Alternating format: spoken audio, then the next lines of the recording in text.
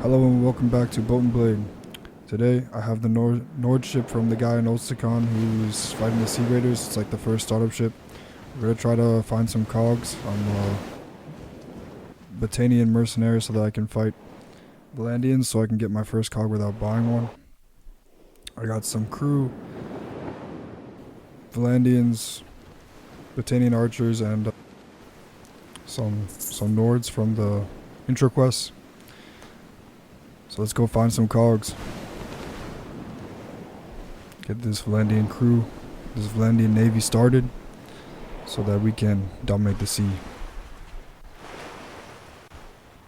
Alright, I found the cogs. We're gonna go get them. Got my crew, some Vlandian Naval, some Vlandian archers, and some Nord raiders. We're doing what the Nord ships do best right now, going down rivers and boarding fast.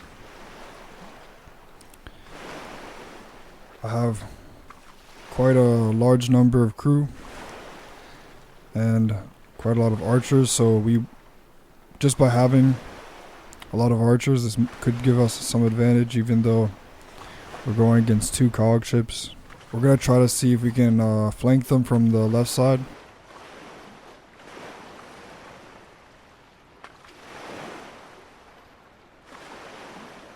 That we only have to fight one at a time and they have to sort of pile onto our ship.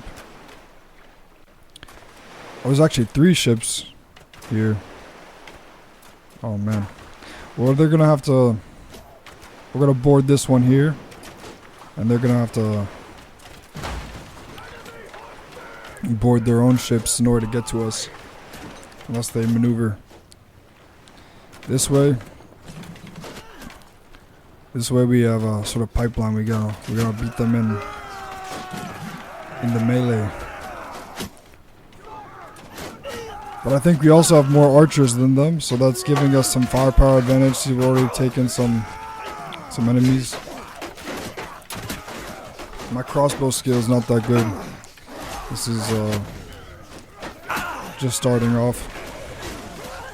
Gotta get the perks, upgrade the crossbow. Not one-shotting anything, not even hitting everything. So let's take out the sword. Chop, chop. Yeah. Hitting them from behind, you know, gotta get the flanking the enemy. See, they all have to pile onto this ship, so they're not gonna do very well. And we're gonna take these cogs, and then we're gonna build a navy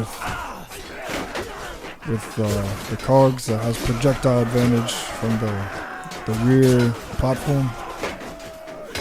A lot of people think the trade cogs are bad ships, but the trade cogs are one of the best early game ships you can have because of the high platforms. They're pretty good. They're pretty large for early ship. And you'll never run out of cargo space with them, so it's a pretty great ship.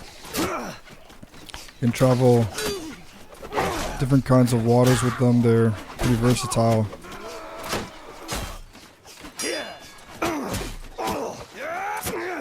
So before you get your round ship, you can get these. Oh my god, I got slaughtered. Well, my men will win and they'll recover me from the water, so we'll be all good. Got the cogs. Let's go. Boat&Blade. Took some losses, but it's okay. If you're trying to do a Vlandian playthrough, it's always good to, you know, be a mercenary for a bit. Get those that mercenary pay from the Vlandian perks, and you can be a mercenary for the enemies of the Vlandia so that you can get some Vlandian gear, and then later on you can join Vlandia once you're all settled in. You got your gear and ready to go. You know, my guys are armed with the crossbow and sword and shield because it's pretty early game. These are some good early game weapons, especially if you're trying to play Vlandia Navy. Mostly, a lot of people only think Vlandia is good for lancing, but if you're in the Navy, you need a crossbow and you need a melee weapon.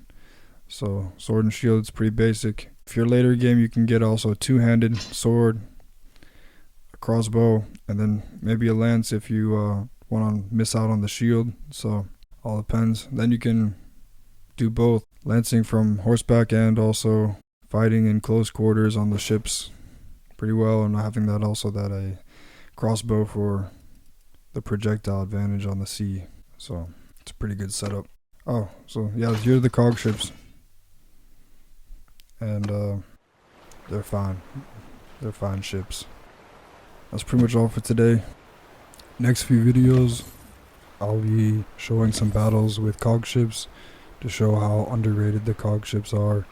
A lot of people think cog ships aren't so good in the game, that they're just trade ships, but for an early game ship, they're amazing. And honestly, I kind of prefer them a little bit more than some of the standard Nord ships, even though they are really fast. I also have a Nord playthrough that I really enjoyed, so I do enjoy the Nord ships. But for the purpose of projectile dominance on the sea, the cog ships win the competition there. So if you want to check out my other content on YouTube or my social media account, see my art, the description will have all of that stuff. See you next time on Boat&Blade. And if you're still watching this video, like and subscribe.